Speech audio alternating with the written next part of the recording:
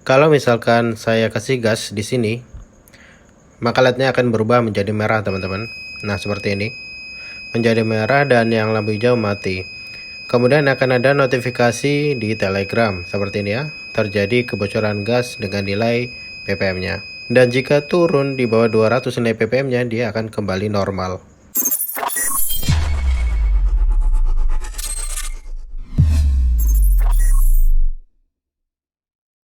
Di video kali ini kita akan buat alat pendeteksi kebocoran gas yang mana kita membutuhkan NotMCU CH340, bisa juga versi Amica CP2102, kemudian modul I2C untuk LCD, dan tentunya LCD itu sendiri. Di sini menggunakan 16x2 backlight warna hijau. Terakhir pastinya sensor gas MQ2.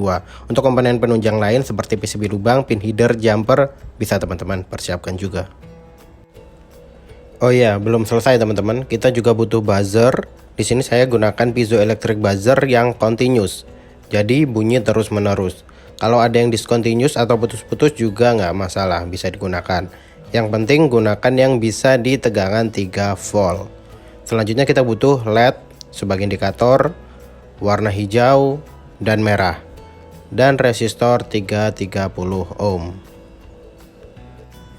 Jadi seperti ini ya teman-teman rangkaiannya. Ada LCD I2C, tentunya ada sensor MQ2 nya, buzzer, dan 2 LED indikator. Dan ini konektor untuk power yang dari adaptor. Dan untuk jalur merah ini nantinya dari VIN ya. Outputnya ini 5 volt di sini. Semuanya jalur yang di sini 5 volt. Sehingga adaptor ini nggak boleh lebih dari 5 volt yang digunakan. Sedangkan kalau dari USB kan aman, nanti dia dari laptop ataupun dari power bank itu kan pasti 5 volt. Untuk yang hitam ini ground, semuanya ini ground ke semua komponen yang digunakan. Dan yang warna-warni biru, kuning, hijau ini jalur datanya. Jadi untuk pin yang digunakan untuk indikator LED warna merah ini masuknya ke pin D8, yang hijau ini masuknya ke D7, dan semuanya harus dilewatkan resistor. Di sini yang digunakan resistor 330 ohm. Dan buzzer ini masuknya ke pin D6. Langsung aja groundnya nanti masuk ke ground gitu ya. Dan untuk sensor ya, sensor MQ2, jika teman-teman lihat ada dua output, nantinya ada digital dan juga analog. Teman-teman pilih yang analog, masuk ke pin A0 dari NotMCU yang digunakan.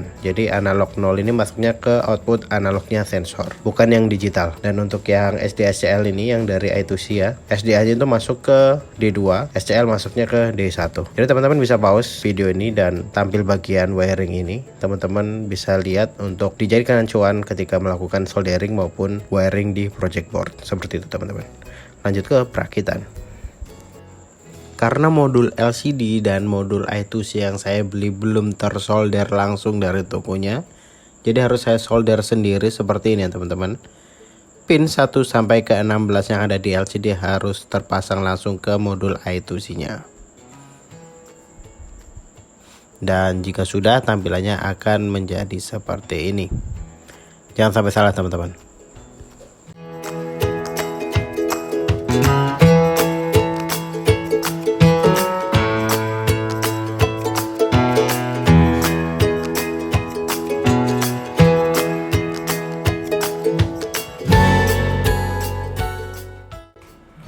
Jadi tampilan hasilnya seperti ini setelah disolder.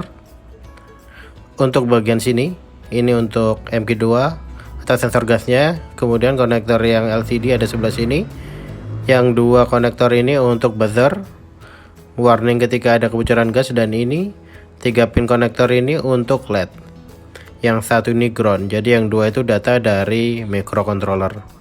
Kalau berwarna hijau berarti tidak ada kebocoran gas. Kalau berwarna merah dia ada kebocoran gas. Dan nanti buzzer akan menyala. Tampilan di LCD seperti ini. Sekarang kita tes menggunakan gas dari korek api.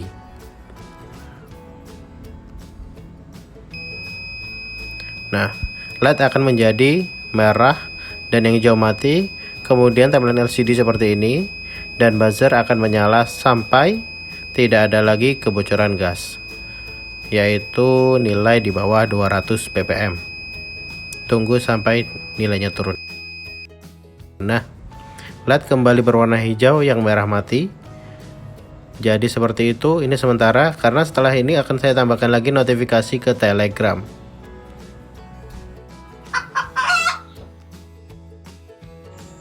Jadi di sini saya tidak menjelaskan bagaimana cara menginstal Telegram ya. Saya anggap teman-teman bisa menginstal Telegram dan sampai bisa registrasi dan masuk ke halaman seperti ini teman-teman.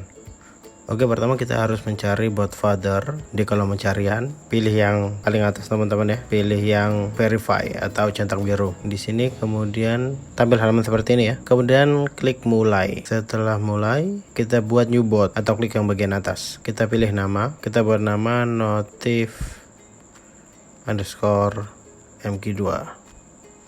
Jadi nama atau username-nya notif_mq2. Kemudian kirim. Oke, kalau sudah nanti ada balasan seperti ini. Setelah itu kita diminta untuk membuat nama botnya. Kita buat nama yang sama, notif_mq2 atau notif_mq2_bot. Kalau sudah, kita akan dapatkan token yang bisa kita gunakan di program alat kita. Selanjutnya kita harus membuat user ID untuk si botnya dengan mencari ID bot pada kolom pencarian. Karena agak sulit mencari ID bot di Telegram, jadi saya buka tutorial ini aja teman-teman. Nanti di sini ada link yang mereference langsung ke akun ID bot. Scroll ke bawah di pembuatan user ID, kita klik yang ini. Nanti akan tertuju ke alamat ID botnya. Bisa langsung sini, tinggal klik mulai. Kemudian kita garis miring get ID, kemudian kirim. Ini adalah ID yang nanti kita masukkan ke dalam program alat kita. Jadi ada dua ya, ada token dan ID yang dimasukkan ke dalam program kita.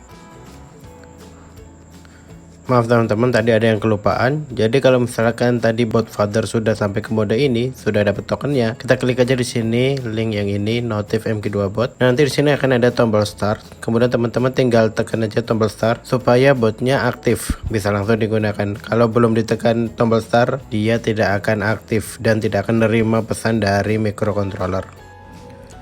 Jadi di sini sudah saya sertakan nantinya di kolom description untuk program versi Telegram maupun yang tanpa Telegram. Terkhusus untuk yang versi Telegram, saya akan tunjukkan posisi di mana token dan user ID nanti diletakkan ke dalam programnya. Jadi token itu nanti menggantikan nilai ini teman-teman. Token yang didapat dari pendaftaran Telegram nanti ditaruh di sini, dan chat ID atau user ID-nya yang dari ID bot itu menggantikan nilai ini. Setelah itu untuk SSID ini sesuaikan dengan WiFi yang teman-teman gunakan, termasuk passwordnya. Sisanya tinggal di upload. Setelah itu bisa teman-teman tes. Cara tampilan untuk bagian Telegram ini sama seperti yang sebelumnya.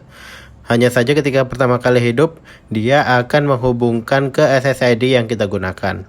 Setelah terhubung nanti dia akan ada informasi connected. Nah seperti ini. Baru nanti dia masuk ke informasi MQ2-nya. Nah karena untuk sistem yang lainnya sama, jadi kita langsung tes saja teman-teman. Kita kasih gas dan seharusnya akan ada notifikasi ke Telegram yang sudah kita daftarkan. Ya seperti ini teman-teman. Baru saja masuk bahwa terjadi kebocoran gas dengan nilai ppm sekian. Seperti itu ya. Untuk program nanti saya akan pisahkan yang biasa dan yang ada Telegramnya. Jadi bisa teman-teman gunakan sesuai kebutuhan teman-teman, mau yang pakai Telegram atau tidak. Bisa di-download di kolom deskripsi. Jadi kalau teman-teman punya waktu dan keterampilan, bisa dibuat packagingnya dalam box hitam seperti ini atau box yang lainnya sesuai keterampilan teman-teman. Ini kalau saya punya waktu tapi nggak punya keterampilan, jadi hasilnya ya ala kadarnya aja nih ya. Nggak presisi juga pembuatan lubang-lubangnya, jadi nggak masalah, yang penting lebih tertata aja, kabelnya nggak semerawut di luar-luar seperti yang tadi teman-teman. Oke, bisa dicoba. Jadi ini box sistemnya ya, hasil pembuatan pendeteksian kebocoran gas LPG. Jadi kalau lampunya hijau berarti statusnya gas LPG aman. Kalau misalkan saya kasih gas di sini, maka lednya akan berubah menjadi merah teman-teman. Nah seperti ini, jadi merah, dan yang lampu hijau mati. Kemudian akan ada notifikasi di Telegram. Saya buka dulu HP-nya. Ya seperti ini ya, jadi kebocoran gas dengan nilai ppm-nya seperti itu, dan turun kalau misalkan di bawah 200 dia akan kembali normal. Nilai tersebut bisa diubah-ubah sesuai kebutuhan.